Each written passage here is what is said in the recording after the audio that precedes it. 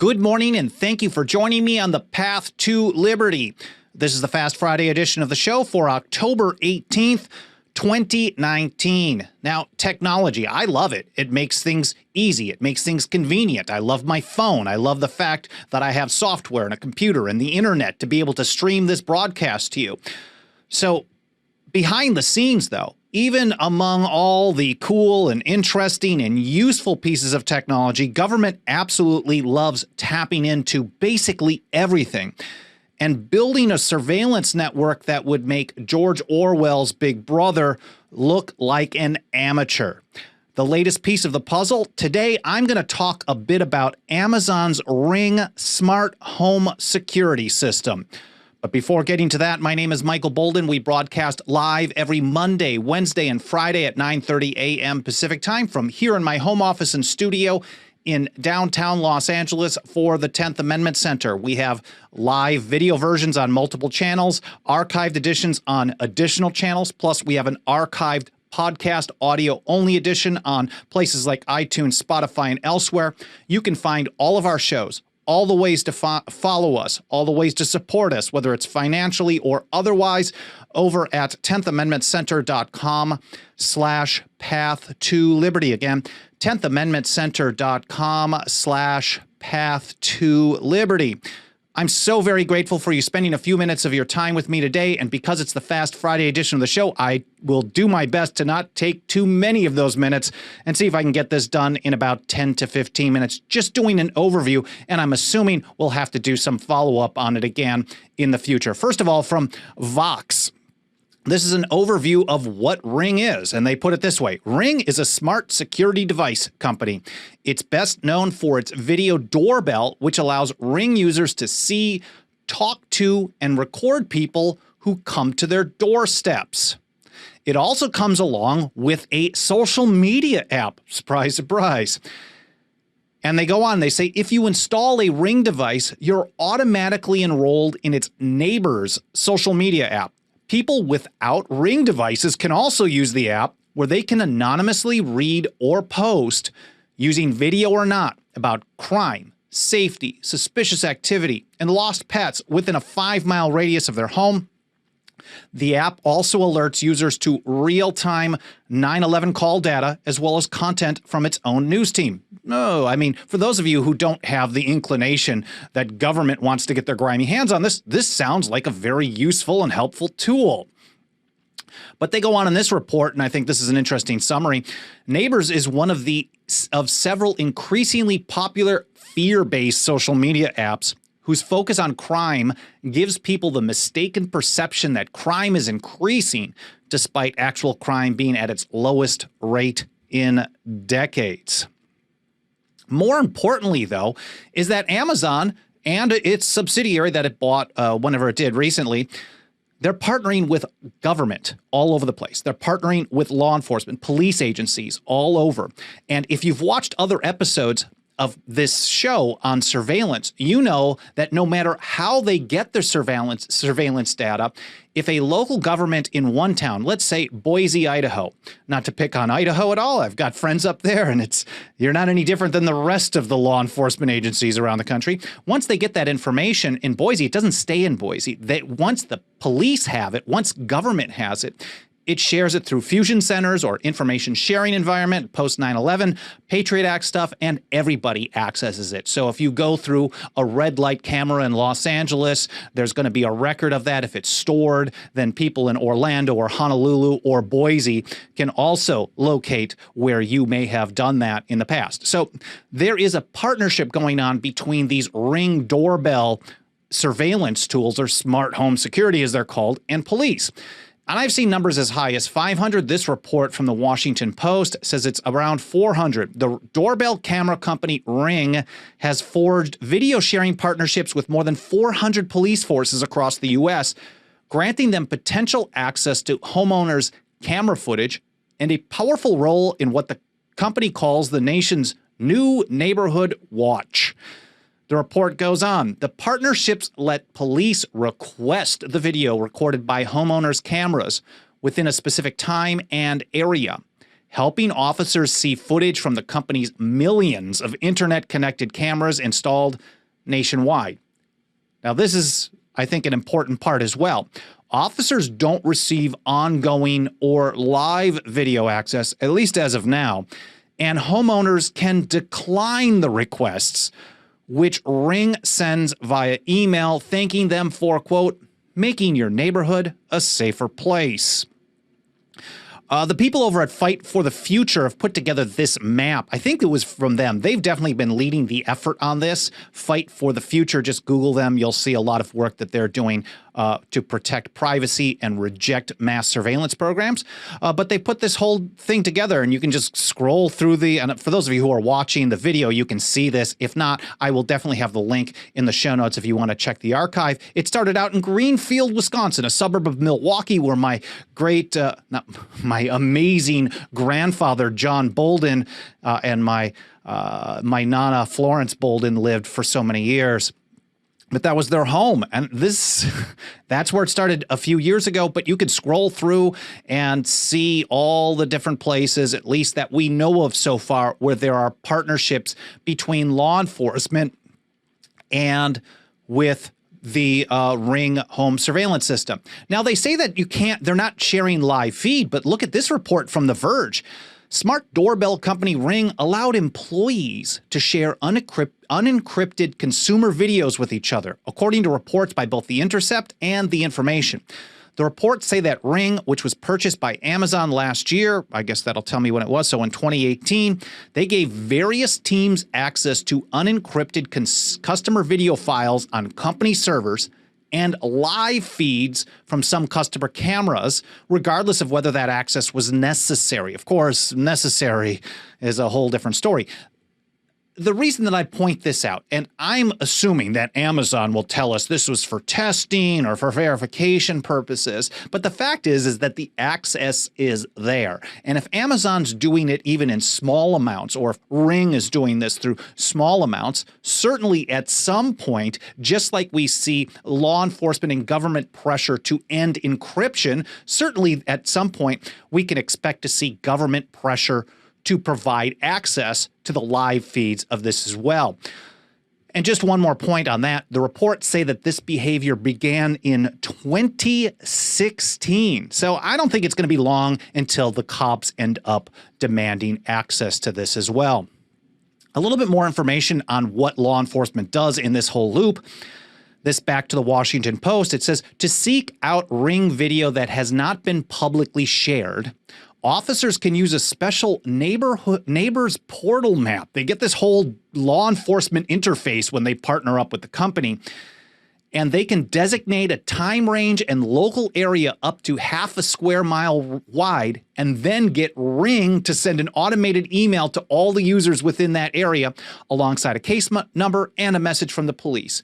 So law enforcement, Amazon, and Ring is in essence working as a tool of law enforcement. If law enforcement needed to reach out to everybody somehow, they're basically using Amazon not only as providing data, but as a way to communicate. Amazon is sending emails on behalf of government to people, requesting information on video from everybody there. Goes on, the user can click to share their Ring videos, review them before sharing, decline, or at the bottom of the email, unsubscribe from future footage sharing requests. Quote, if you would like to take direct action to make your neighborhood safer, this is a great opportunity. That's what they send out in the emails. If you would like to take direct action to make your neighborhood safer, most people like the idea of their neighborhood being safe. No one walks around saying, you know, I love it when there's danger in the hood. I like my dangerous freedom. That just doesn't really happen too often. This is a very manipulative tactic in my view. And in fact, Amazon is actually working with the cops to train them how to do marketing. Amazon is great at marketing and selling stuff. Let's give them that credit. They are very good at this. But if it's just about selling me a new lens for my camera or maybe a pop filter that I should put on this microphone or something like that, and I make a choice, then my choice is really just parting with my 50 or a couple $100, whatever it may be. There isn't going to be anybody knocking at my door at some point. There isn't that inherent danger. But when they're working with government, with law enforcement, I think it goes a different direction. And in this report from Vice, emails obtained from police department in Maywood, New Jersey, and emails from the police department of Bloomfield, New Jersey, which were also posted by Wired, show that Ring coaches police on how to obtain footage.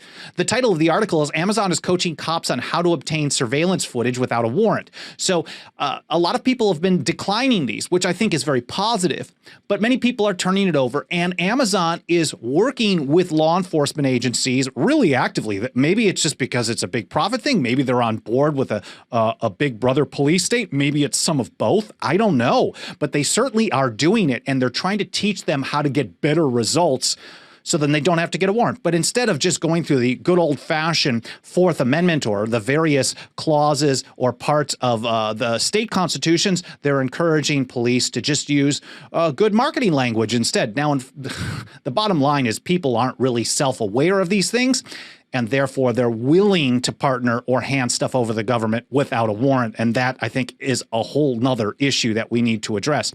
But going on, the company provides cops with templates for requesting footage, which they do not need a court warrant to do. Ring suggests cops post often on Neighbors. That's the social media app where Ring camera owners have the option of sharing the camera footage. Here's an example. I have noticed you've been posting alerts and receiving feedback from the community, a Ring representative told Bloomfield Police. You are doing a great job interacting with them, and that will be critical in increasing the opt-in rate. In other words, act like everyone's friends, and everyone will be more likely to opt in to handing over all their information without a warrant.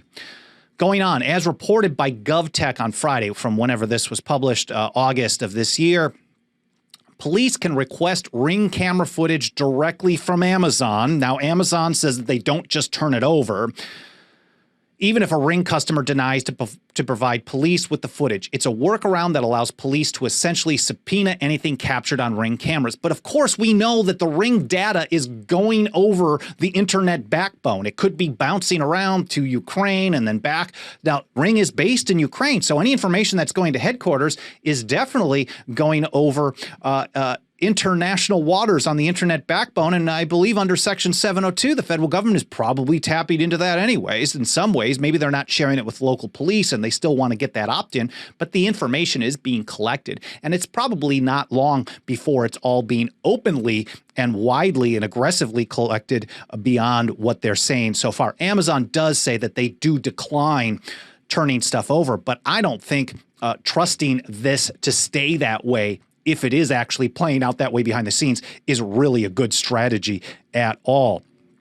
And it's not just requesting information. It's not just working directly with the law enforcement. It's not just handing over the data or providing access or transferring the data in unencrypted ways. It's also the fact that it's a cash grab.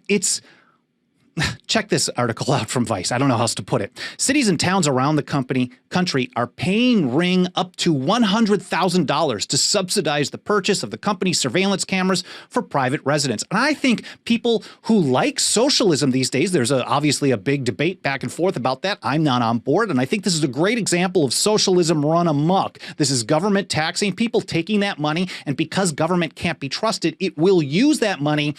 Even though they may promise to protect your health and safety and all these other things, this is what they do. They take the cash and they put it into the monster state. They're paying Ring up to $100,000 to subsidize the purchase of the company's surveillance cameras for private residents. $100,000 just in one locality. For every dollar committed by a city per these agreements, Ring will match it.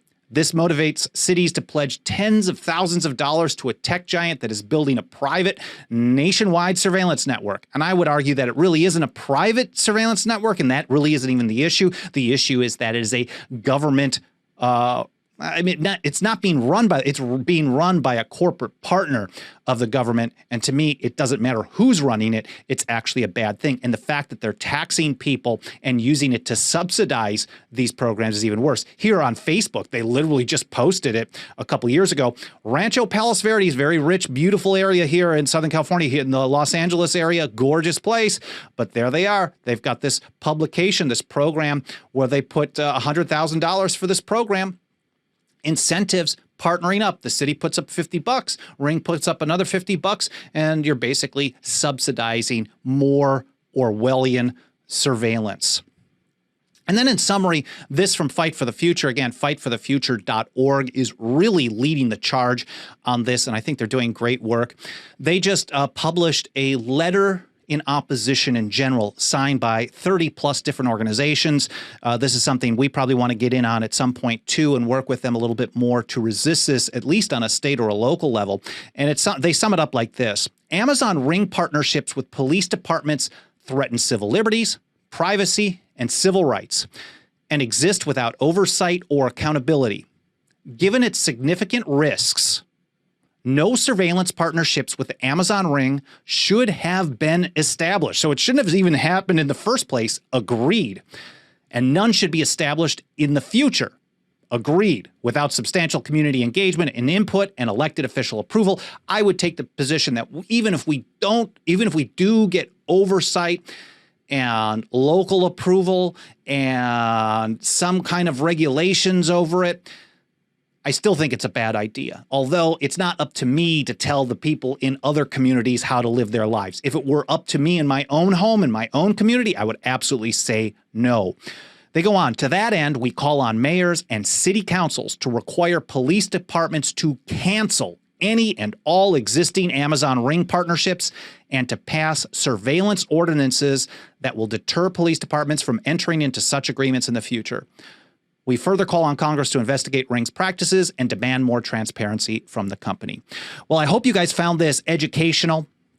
I hope you found it interesting. I hope you enjoyed watching the show. More importantly, I hope you learned something. That's the most important thing. It's not great news, and hopefully you can use this information to help spread the word and educate others. I really appreciate you spending some time with me today. I'm so grateful for you spending a few minutes. I hope you have an awesome weekend. If you support the show, you enjoy what we're doing, you find it challenging, whatever it may be, smash the like button, hit subscribe. On YouTube, you can get bell notifications. On iTunes, you can leave us a review. I'm so very grateful for all the many reviews that have been coming in. And of course, if you want to pitch in financially, 10thamendmentcenter.com/members, where as little as $2 a month helps us do this work each and every single day, and we make it go a long, long way.